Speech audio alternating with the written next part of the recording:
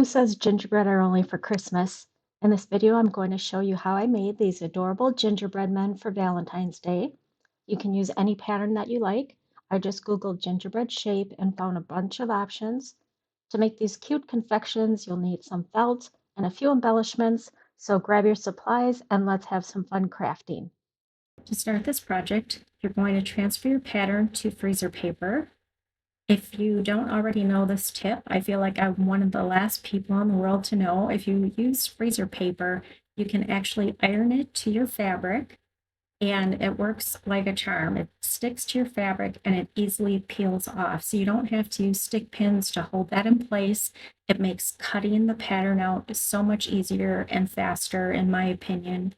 And you don't have to worry about messing around with stick pins. You can reuse the freezer paper several times before it doesn't stick anymore.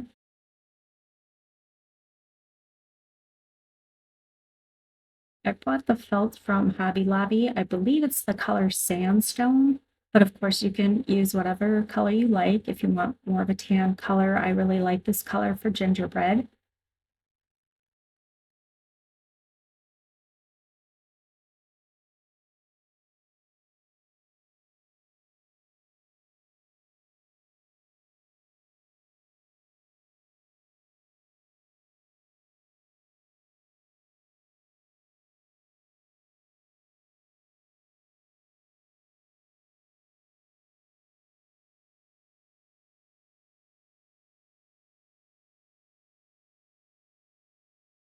And like I said, that pattern just peels right off.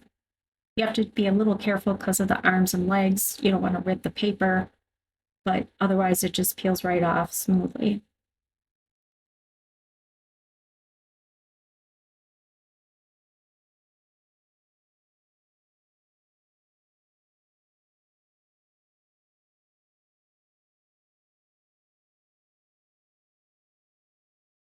After you've cut two pieces, we want to start decorating the gingerbread man. So I'm going to go ahead and attach these two beads for eyes.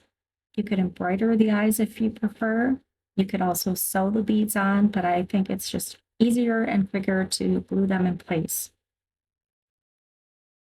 I use Fabri-Tac glue for a lot of my projects, and I prefer it over hot glue. It gives a nice strong bond and works on multiple surfaces, and it doesn't burn your fingers.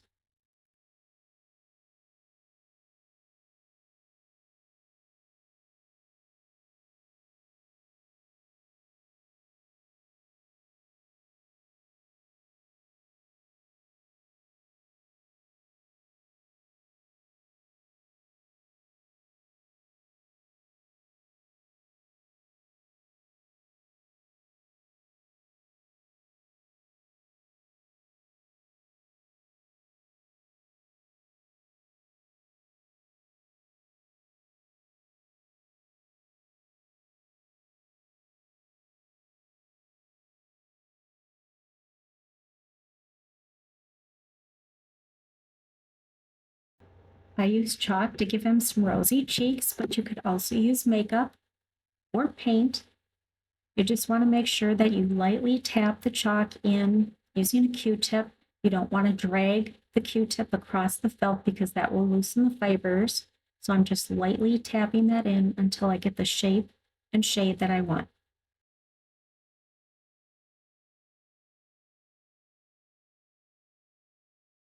I do have an example of a gingerbread without the rosy cheeks. So he does look cute with or without rosy cheeks, but I just think the rosy cheeks add a little extra detail and fun to the project.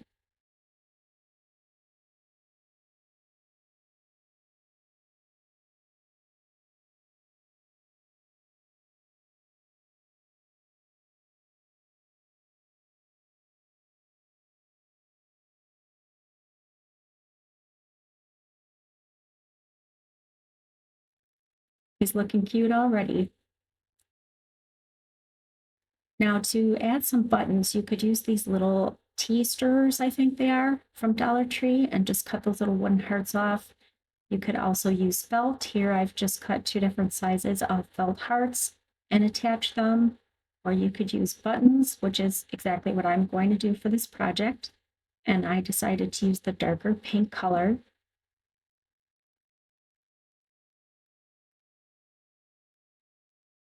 I also used two different colors of ribbon, the light pink and the darker pink, to match the buttons. And I just put them together, and I'm just going to make a really simple little bow. And I like the idea of having two colors just to give it a little extra detail and color to the piece.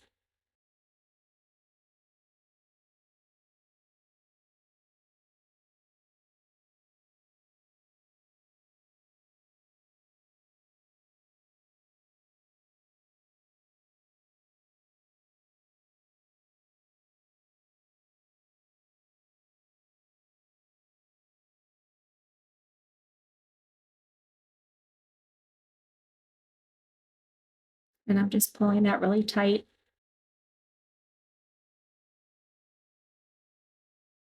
And I glue it on using that Fabri-Tac glue. I've discovered that no matter how tight you pull on that bow and how much glue you use, your cat can still remove it.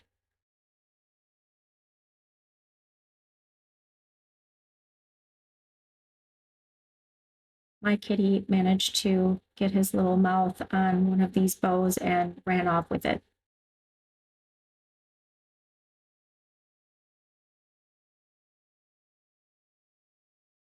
I decided that I wanted to tack the ends of the bow down with a little glue, just so that you can see each color of the ribbon rather than have them one on top of each other.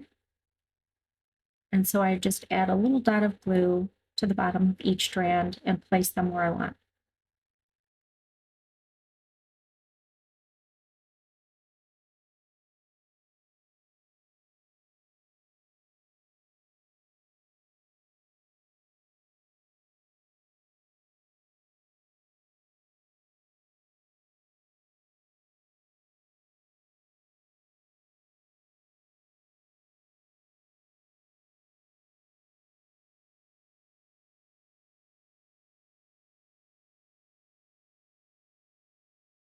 I'm going to glue the buttons to the piece before sewing them, just to hold them in place.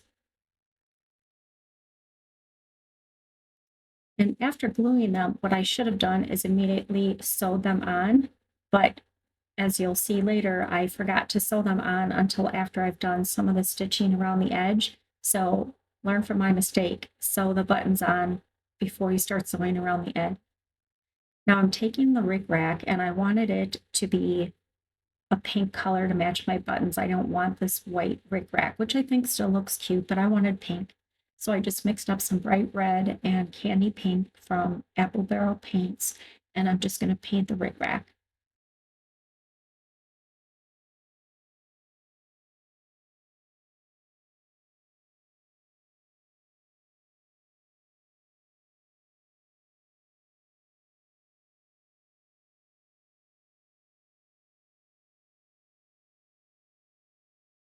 Before you start sewing, make sure you line up both of your pieces as evenly as you can. They do shift around when you're stitching, so you will have to make adjustments as you go. But I'm going to start the blanket stitch. I'm going front to back. You could also do back to front. But if you're going front to back, you want to make sure that knot is in between your two layers of fabric. And I pull that thread up to the front and hold on to it with my thumb. And I'm just going to insert the needle, making sure it comes up in that same spot where I ended that stitch in the back. You don't want to come up along the side of it. You want it in the same hole. And pull that yarn through, but hold on to that loop with your thumb, and you're just going to insert your needle into that loop and then finish pulling your yarn through. If you're unfamiliar with the blanket stitch, I'm sure there are plenty of videos out there if you need more help. You just really want to make sure that you keep your stitch length even. So don't have long stitches and short stitches. You want to make them all the same length, and you want to make sure that they're the same on both sides of your fabric. They also look best if you keep the same amount of distance between each stitch. So just as closely as you can, try to keep that distance between stitches the same. If you've never worked with the blanket stitch, it can be a little fiddly trying to get the stitch length and spacing perfect, but it doesn't take long, and it's a really nice stitch to go along the borders of your piece. In my opinion, the stitch work is what makes this project really special and stands out.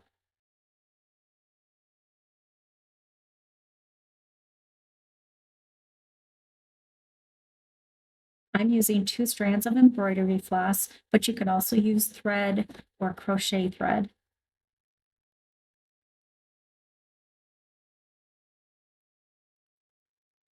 And I'm just checking the front and back before I finish that stitch, just to make sure my stitches are as close to the same as possible.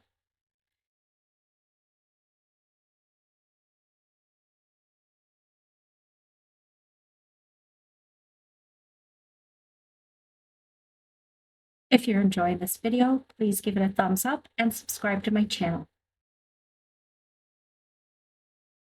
Now here you can see I've already started my stitch work, and I realized I forgot to stitch on my buttons. So learn from my mistake. Stitch your buttons before you start stitching around the outside. It makes it easier. And I'm just going to come up from the back and go outside of the button, maybe a quarter of an inch or so on both sides. And it's just going to give a nice stitched look to the button, just for a little extra detail. And to make it look a little better, I'm just going to come up again where I ended each stitch on the sides, and I'm going to make a French knot. If you're a cross stitcher, you're probably familiar with the French knot, but you just want to wrap that thread around your needle 2 or 3 times. Hold on to that thread, push that needle through to the back, and just pull it tight, and you'll have a French knot.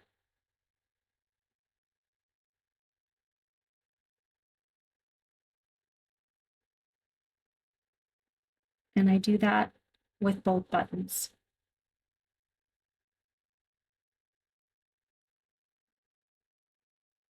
Of course, you can add as many or as little embellishment to these as you want. I think it would look really cute with a little hat, or maybe holding one of those wooden hearts from the Dollar Tree with a little message on it, or a felt heart, or a little banner. For this particular project, I think less is more, and I think they look just super cute with a little bit of detail, but not too much.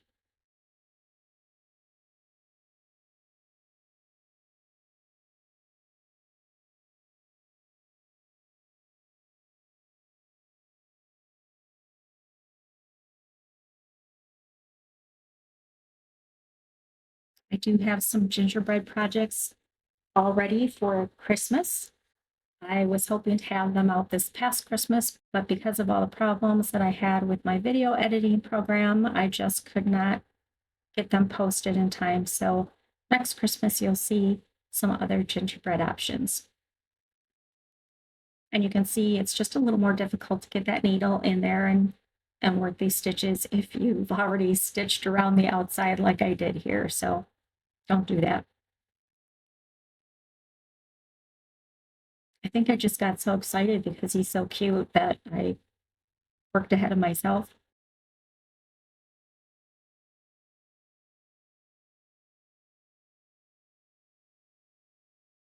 I highly recommend stitching small areas and then stuffing as you go.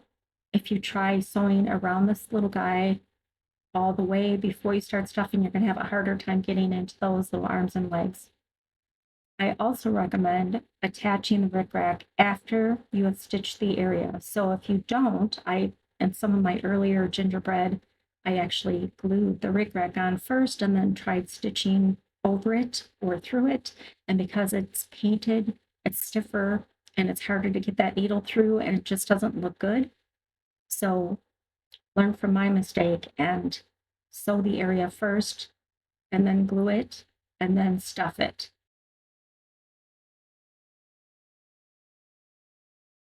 It's easier to get that stuffing where you want it if you use some sort of tool to push it down into the toe area. Here I'm just using the end of a paintbrush.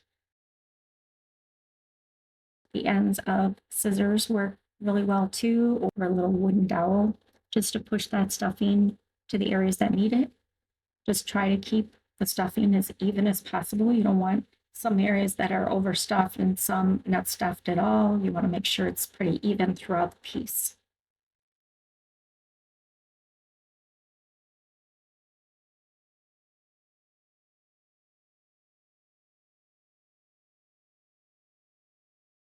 So here you can see I have already stitched the arm, and I'm going to glue the rickrack on that side.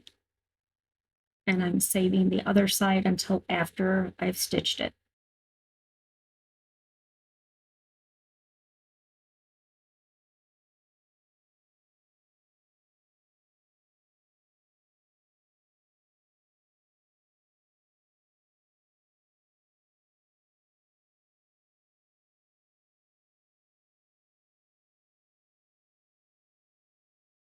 Like I said in the opening, there is no wrong time to have a gingerbread man in your house.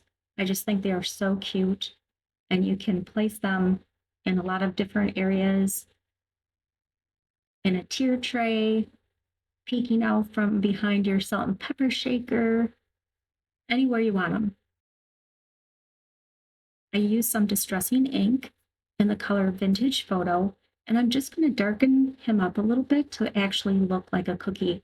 I think it looks adorable without it, and I do have gingerbread examples with and without it, but I just think that the ink adds a little extra detail and authenticity, and it just brings the cute factor up a little bit more, in my opinion. And I'm just going around the embellishments that I placed there. I don't put the ink on the ribbon. I actually move the ribbon, but I'm just trying to get into those little nooks and crannies as much as possible. It is easier to use gloves like I have here. The, the ink washes off from your skin easy enough, but it does get on your fingers, of course, as you're touching the fabric. And I just don't want to transfer that ink to areas that I don't want the ink. So it's much easier to use the gloves. And just make sure that you do both sides. Make any adjustments to your stuffing. You could also attach a little hanger if you had a Valentine tree that you wanted to add them to. I think they look really cute with that baker's twine from the Dollar Tree that comes in different colors. So if you used a red or a pink, that would look really cute as a hanger.